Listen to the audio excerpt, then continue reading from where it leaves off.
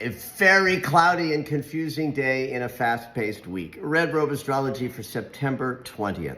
So one of the things that was part of the full moon was a grand Earth trine between the Sun, Uranus, and Pluto, all in Earth signs. Yesterday was the Sun-Uranus trine, very exciting, lots of movement. Tomorrow is the Sun-Pluto trine, very deep, passionate, and empowering.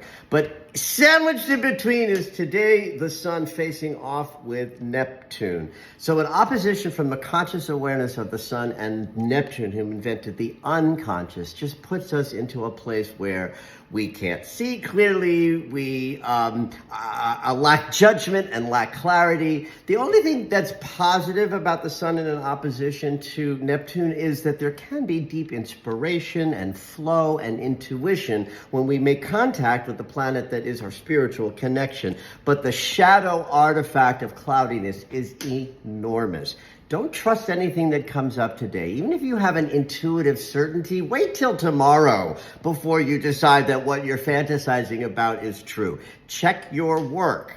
If addiction is part of your story, watch out for that, because today is a day of escapism, big time. Meanwhile, the emotional body is a little triggered today with Venus hitting the great eliminator angle with Uranus. She's getting ready to leave Libra, and as she does, she's going to hit Uranus today in this track change. It's a shakeup to the emotional body. Forks in the road will be there. There might be some endings in important high-stakes conversations in relationships if you're expressing a deep, a challenging relationship dynamic. Lots happening with that today with Venus and Uranus in this track change, fork in the road energy. At 2:02 a.m. overnight, after a tiny little void, the moon has moved into Taurus. Slower and grounded, and like we move at the pace of our heartbeat when the moon is in Taurus. But Taurus is ruled by Venus. Venus is in an emotional shakeup with Uranus, right? So the Taurus moon, grounded and stable, but emphasizes the sudden shakeups that might be happening in our emotional body.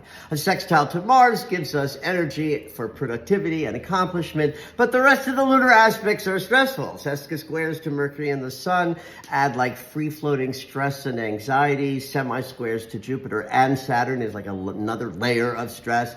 Move slow, check your work, have at it.